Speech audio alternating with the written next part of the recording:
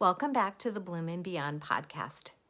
Today's episode is the final episode in our Emotional Well-Being in Midlife series, and it's also the closing conversation in our 4-week Midlife Wellness journey.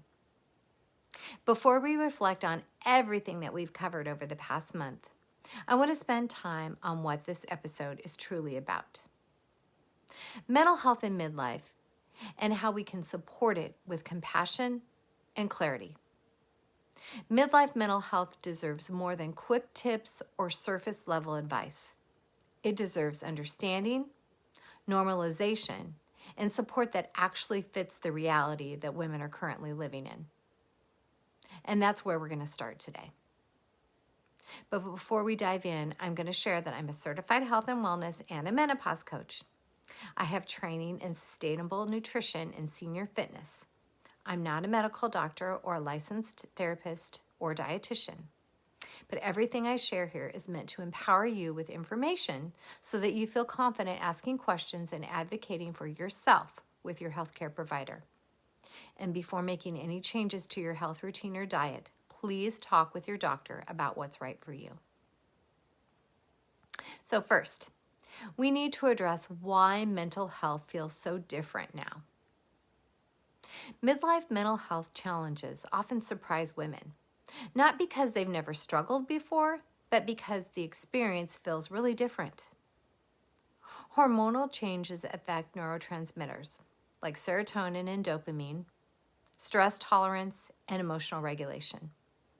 At the same time, many women are navigating caregiving roles, career pressure, relationship shifts, identity changes, and grief, both obvious and subtle.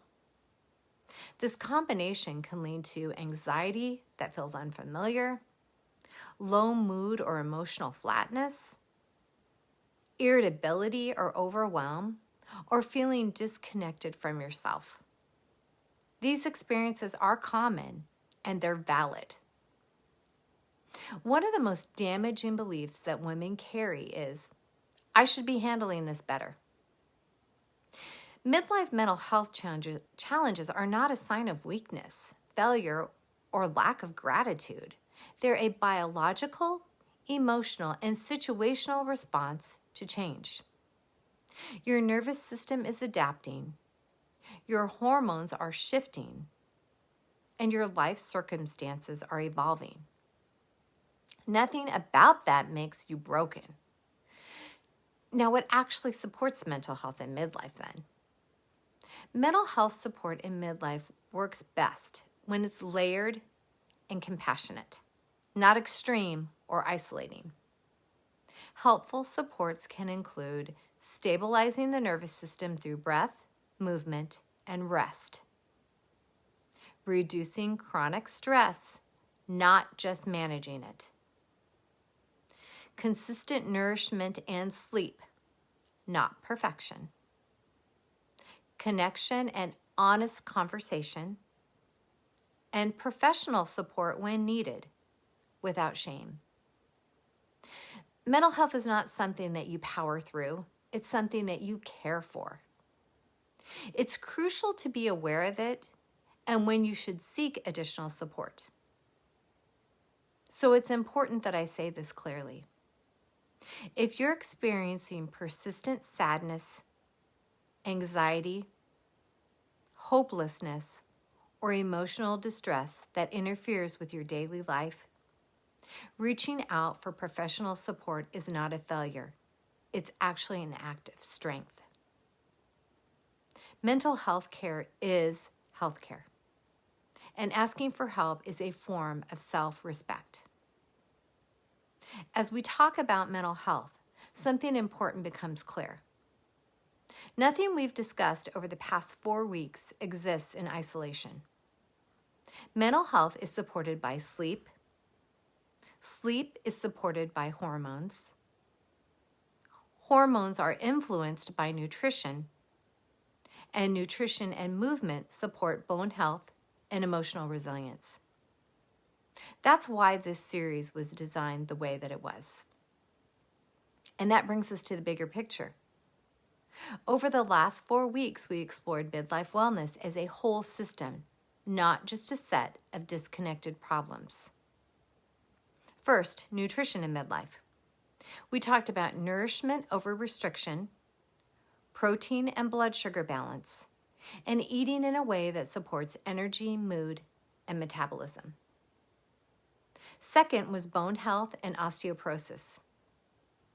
We reframed bone health away from fear and towards strength through safe movement, nutrition, and lifestyle support. Then we covered sleep and hormones.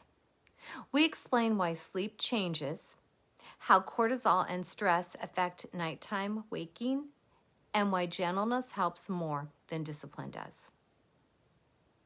And then emotional well-being and mental health. Finally, we talked about emotional health, why feelings feel bigger, how stress and hormones affect resilience, and how mental health deserves real care and compassion. Each topic reinforced the same truth. Midlife wellness is about supporting the whole system, body, mind, and emotions, through change. If there's one message that I hope you can carry from this entire series, it's this. Your body is not failing you. It's communicating with you. Midlife is not decline. It's a breakdown, and it's not something to push through. It is a transition, and transitions require understanding, patience, and care. Thank you so much for being here, for listening, reflecting, and choosing to show up for yourself during this part of your life. I hope this series has helped you feel more informed, more validated, less alone, and more confident in your body and in your experience. Wherever you are in your journey, you deserve support that feels steady, respectful, and human.